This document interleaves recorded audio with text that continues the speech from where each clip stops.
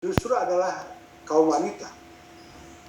Memang sekarang banyak bicara emansipasi wanita, tetapi menurut saya yang ditonjolkan biasanya hanya masalah kuantitatif, presentasi dari peran-peran wanita di berbagai bidang eksekutif, legislatif, dan segala macam. Tetapi tugas yang paling mulia yang harus dipikul oleh wanita di satu bangsa adalah menanamkan nilai-nilai. Karena nilai-nilai tidak bisa diturunkan kepada generasi berikut seperti genetika. Kalau genetik antropologis itu kalau ayahnya orang Jawa, anaknya pasti orang Jawa. Itu tidak akan berubah. Tapi nilai-nilai yang dianut oleh bangsa harus ditransfer ke generasi berikut.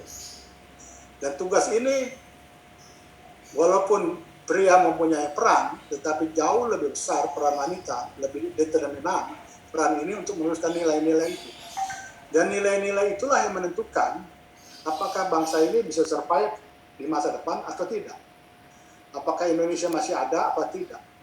Untuk itu saya kira, saya selalu mendorong kader-kader wanita FPPI untuk jadi tokoh-tokoh kader di masyarakat, untuk menjadi penggerak-penggerak, menanamkan nilai-nilai ini kepada generasi berikut agar kita bisa survive. Jangan lupa, kita merdeka hari ini karena ada nilai-nilai ditanamkan 100 tahun yang lalu, 110 tahun oleh Bung Tomo, yang merubah kita semua. Kita bukan menang perang karena senjata atau kekuatan ekonomi, tidak. Kita menang karena ada nilai-nilai yang kita junjung tinggi. Sayangnya nilai-nilai ini agak diabaikan. Indonesia pada prinsipnya mempunyai satu prinsip yang harus kita ingat. Indonesia itu jati dirinya adalah bineka. Jadi tugas utama yang paling Indonesia bisa maju atau tidak adalah mampukah kita memelihara kebersamaan dalam kebinekaan. Kalau kebersamaan dan kebinekaan itu tidak mampu kita rawat dengan baik, maka masa depan kita akan buram. Tetapi kalau kita mampu merawat kebinekaan, kebersamaan dan kebinekaan, maka itulah masa depan Indonesia. Dan tugas inilah hanya bisa dilakukan, atau peran yang paling determinan, yang paling menonjol adalah kaum wanita, kaum ibu-ibu.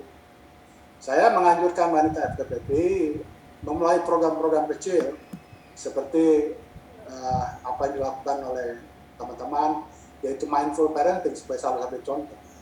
Itulah saya kira pesan saya di dalam peran wanita yang paling penting dilakukan.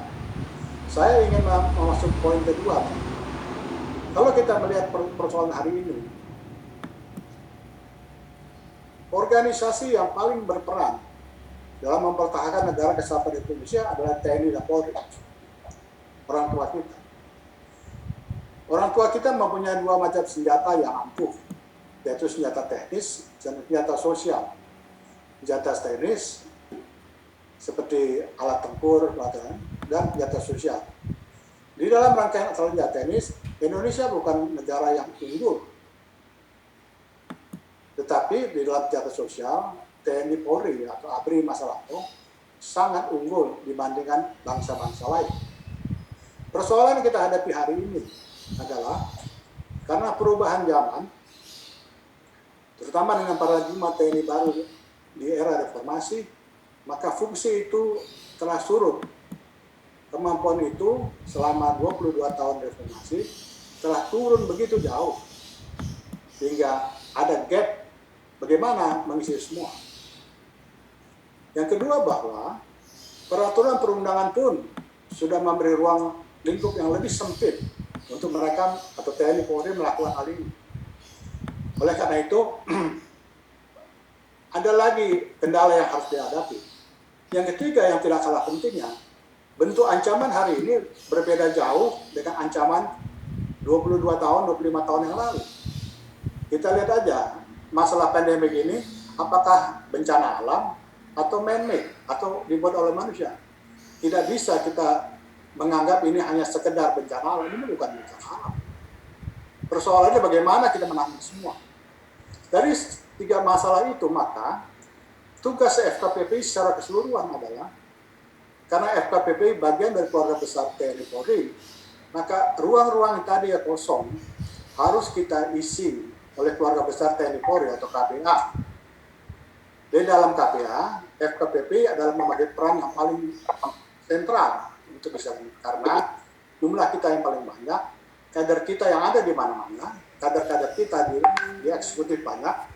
Seperti kita ketahui semua, ada beberapa menteri yang kita, dan di kepala daerah, gubernur, bupati, banyak sekali. Dan di legislatif juga banyak sekali. Nah, oleh karena itu persoalan hari ini bahwa dari segi potensi kita mempunyai kekuatan yang luar biasa. Persoalannya kita harus mengorganize diri kita agar kekuatan itu bisa kita salurkan dengan sebaik-baiknya.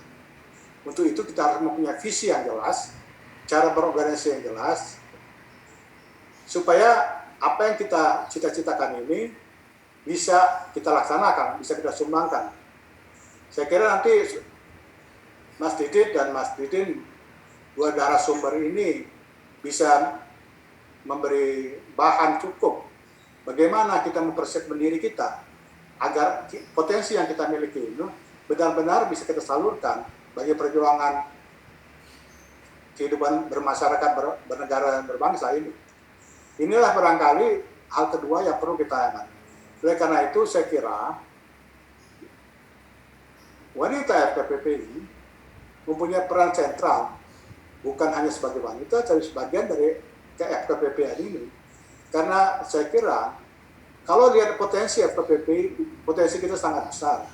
Tapi yang kita sudah menjadi anggota, baru sebagian kecil daripada real potensi. FKPPI adalah satu organisasi yang berlandaskan semangat kebersamaan. Dan tugas inilah barangkali wanita-wanita FKPPI akan lebih mempunyai peran dan membina kebersamaan ini agar kita sama-sama bisa berjuang memberikan hasil yang terbaik.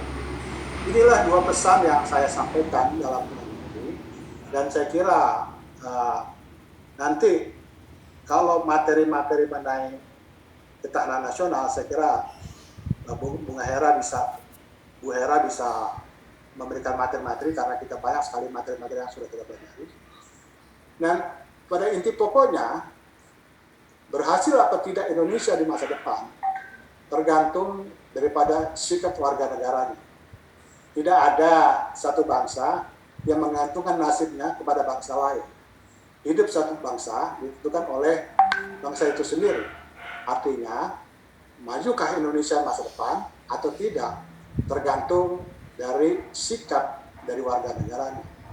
Disitulah saya kira peran wanita untuk menentukan apakah generasi warga negara yang akan datang memang kader-kader yang kokoh. Dari sekian banyak anggota masyarakat diperlukan kepemimpinan, perlukan kepeloporan. Maka wanita FKPPI bisa menjadi kader-kader pelopor dalam pembangunan warga negara unggul.